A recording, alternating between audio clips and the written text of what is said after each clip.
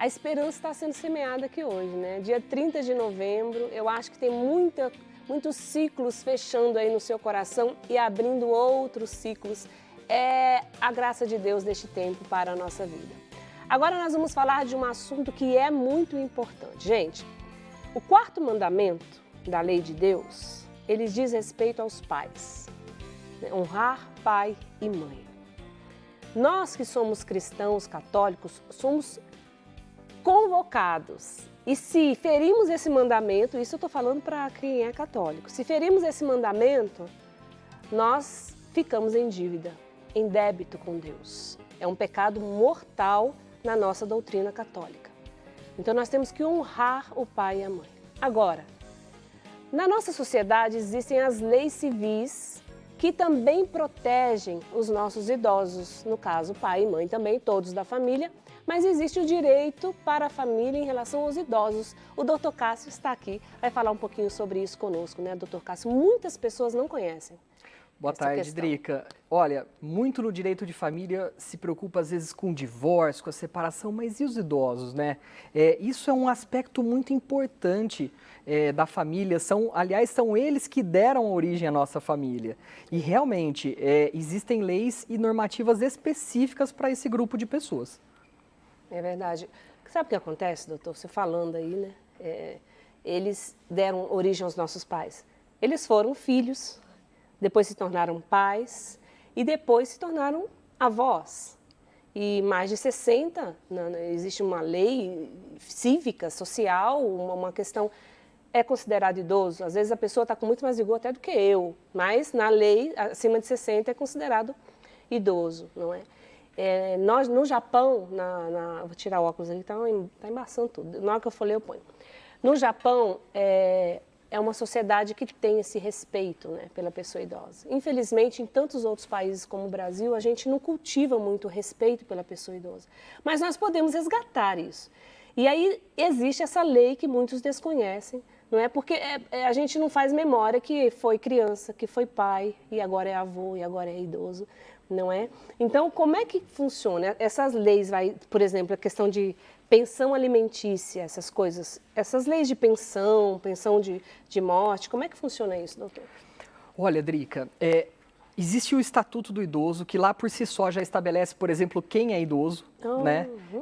E de fato é de acordo com a idade da pessoa, óbvio, né? Ou seja, mas isso, por mais que seja óbvio, Drica, às vezes a gente olha, poxa, mas aquela pessoa não parece idosa. Poxa, meu avô não tem cara de avô. Ou pelo contrário, nossa, meu avô tem um jeitão de muito velho.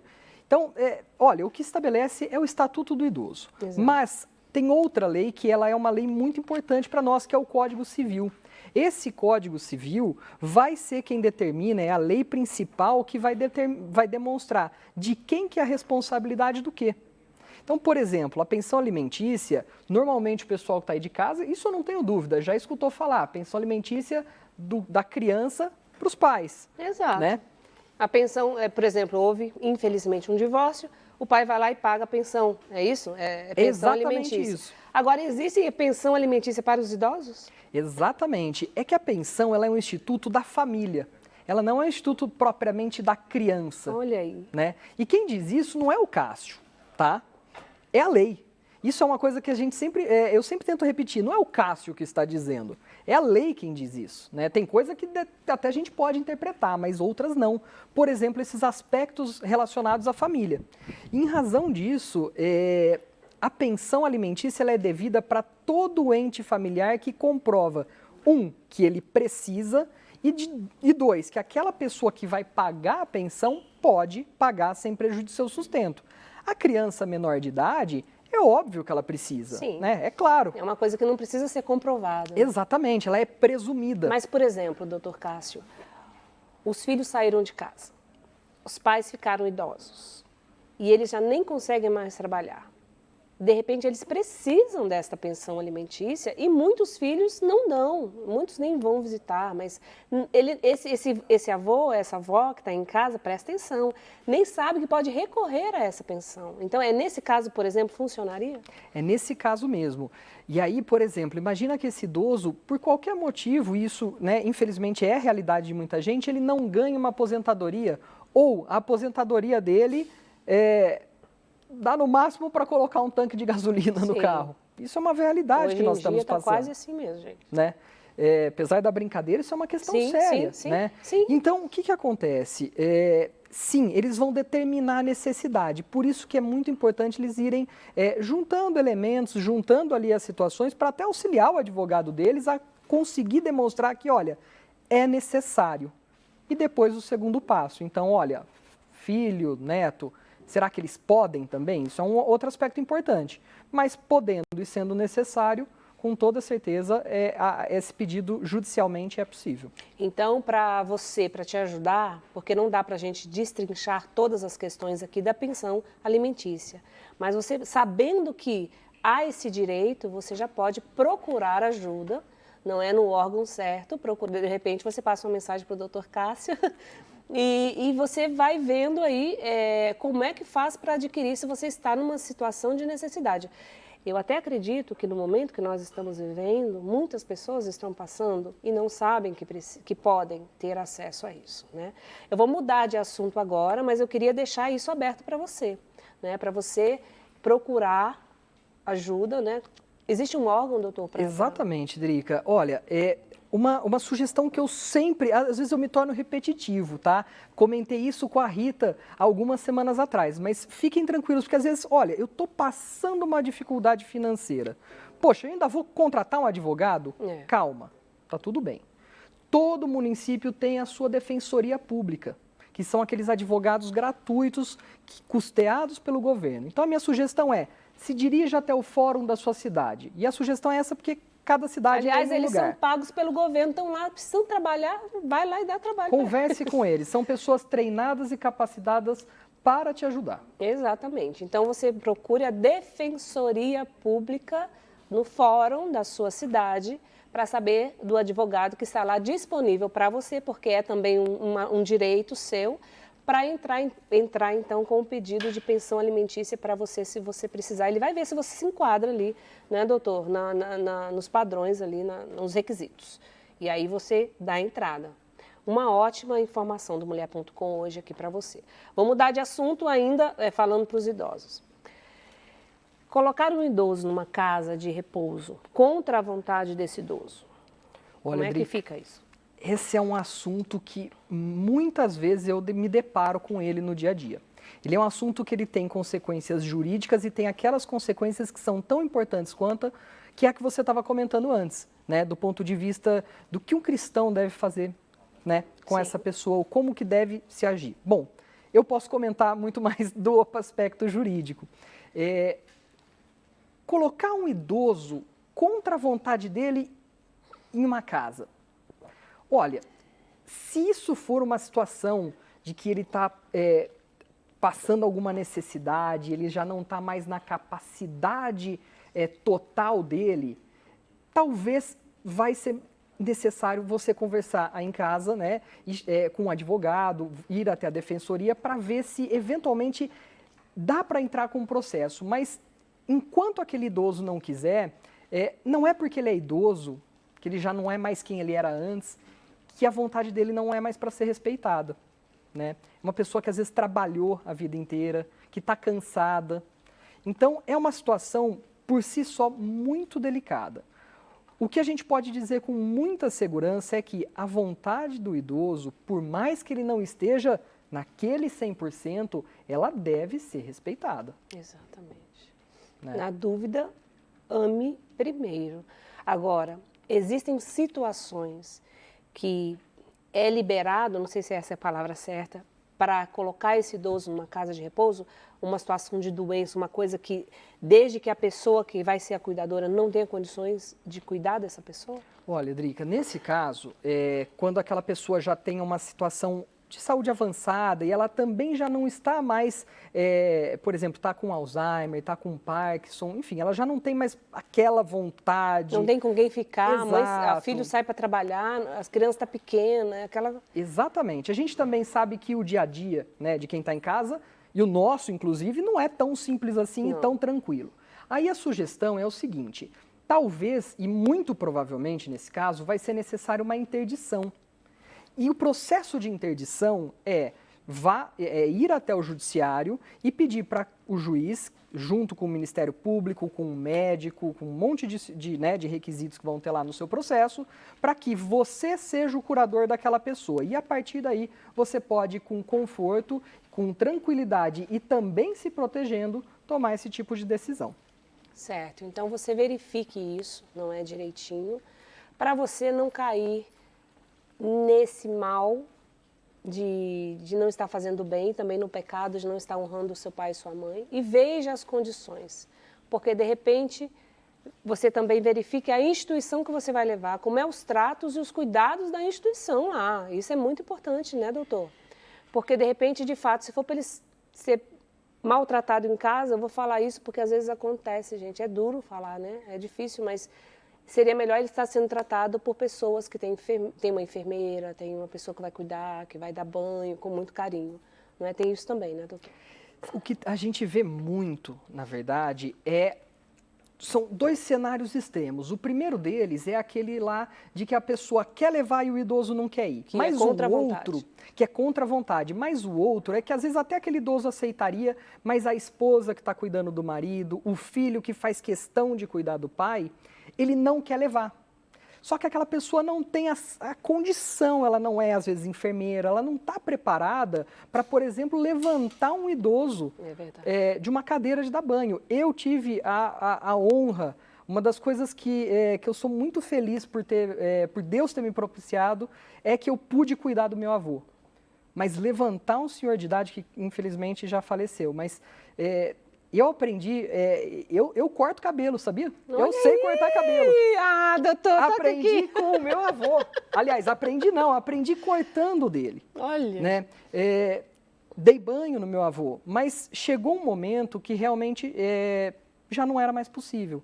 Realmente, a boa vontade ajudava muito, mas chega um momento que o cuidado profissional é necessário. Então, são dois extremos. Por isso que sempre a sugestão é conversar com um profissional da área médica, da área jurídica e, acima de tudo, amor e bom senso. Exatamente. Nunca deixar de amar, nunca. Mesmo que você tiver que contar com um profissional. Eu vivi isso também com a minha mãe. É difícil, gente. Mas tem hora que o profissional tem que vir porque a gente não sabe o que fazer. Principalmente quando está numa situação muito avançada, né? De uma doença muito avançada, e você vai mais atrapalhar do que ajudar. Mas o amor, a presença, nunca pode faltar, né? Vou mudar, vou pular aqui também para outro assunto. Esse aqui é um assunto curioso. Meu avô e minha avó estão gastando muito dinheiro com coisas que eu entendo desnecessárias. O que fazer? Gente, tem isso. Eu conheci um casal uma vez em Salvador, que o marido tinha um hobby de ficar comprando coisas que ele via na televisão. Nunca usava, né? E aí, doutor? Olha, isso também todos os assuntos sempre são delicados, né? Olha, nesse caso, a própria pergunta ela já vem aí quase que com uma resposta. Bom, quem entende desnecessário é você, né? Então você que está aí de casa e está bravo com o seu avô, com a sua avó, de estar gastando. Olha, eles trabalharam a vida inteira.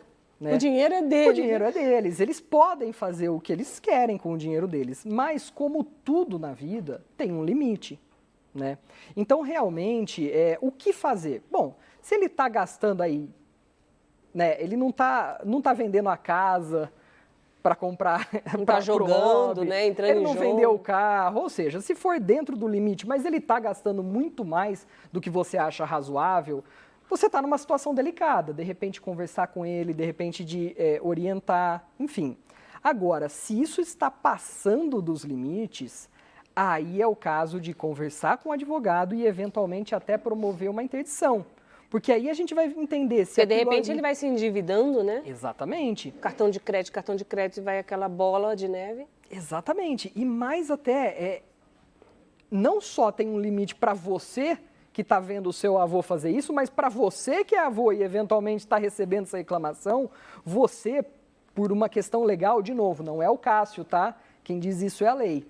Por uma questão legal, você não pode gastar tudo que você tem. Você precisa, por imposição legal, lembrar dos seus herdeiros.